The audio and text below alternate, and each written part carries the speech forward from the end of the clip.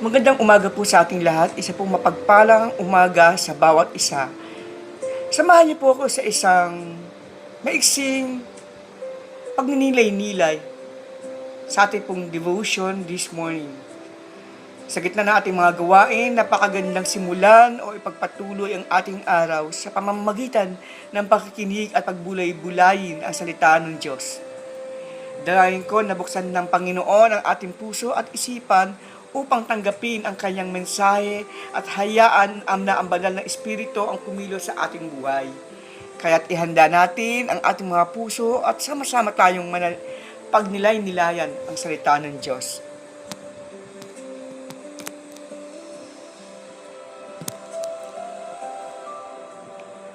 And ngayong umaga pong ito, ang ating pong pag-uusapan ay patungkol sa o pinamagatang kong The Spirit in Christ follower. Ang Espiritu daw po sa mga sumusunod kay Kristo.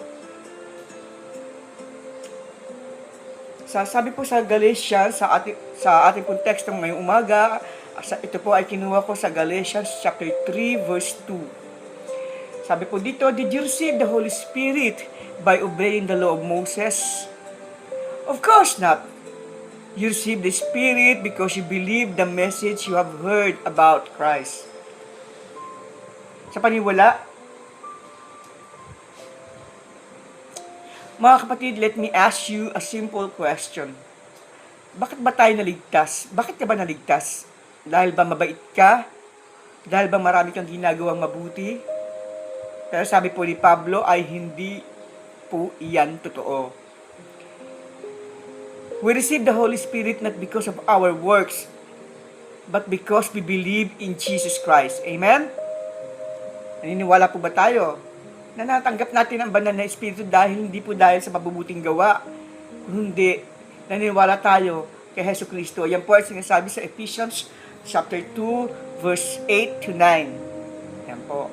Ephesians chapter 2 verse 8 to 9. Kasi maraming tao ang nalilinlang sa mundong ito dahil naniniwala sila sa maling pangako. Pero bilang mga Kristiyano, huwag tayong malinlang sa paniniwala ang kailangan nating paghirapan ang kaligtasan o ang pag-ibig po ng Diyos.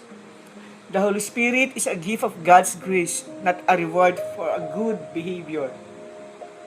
Ating pong pagnilay-nilayin ang salita ng Diyos. Sabi nga po sa Galatians chapter 3 verse 2, you receive the Holy Spirit because you believe the message you heard about Jesus Christ.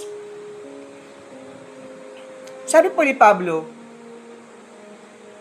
pinalalahanan po yata ang mga mananampalataya ng ganito.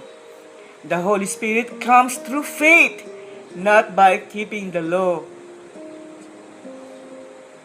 Salvation is by grace through faith. Yan. Ang tunay na pagbabago ay gawa ng Holy Spirit, hindi lang gawa ng sariling pagsisikap.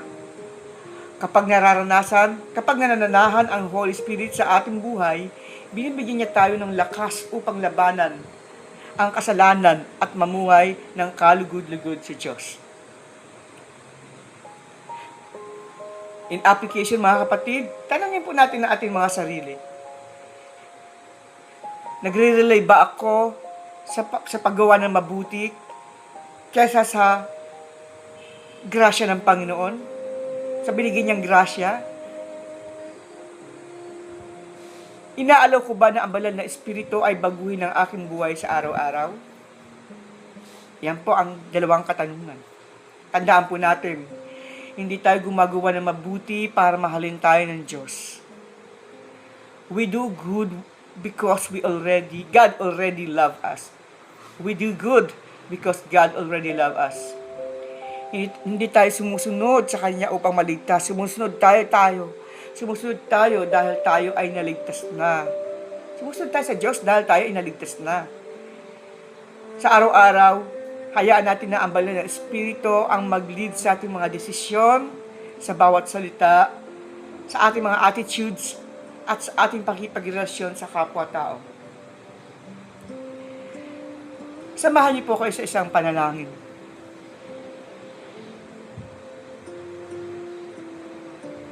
Marami pong salamat, Ama, sa pagbibigay mo sa amin ng banal mong Espiritu. Not because I deserve it, but because of your amazing grace through Jesus Christ. Help me to trust in your grace and not in my own works.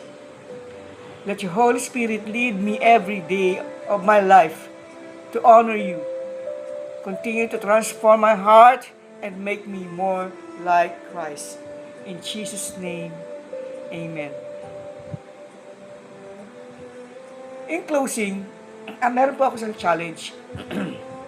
Mga kapatid, don't live trying to earn God's favor. Live because you have already received His grace. The Holy Spirit is not a reward for the perfect. It is God's gift.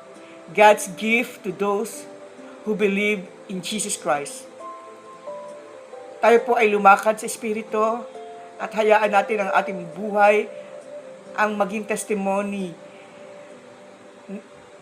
ng Diyos dahil sa kanyang transforming grace. God bless you. Sa ulitin po,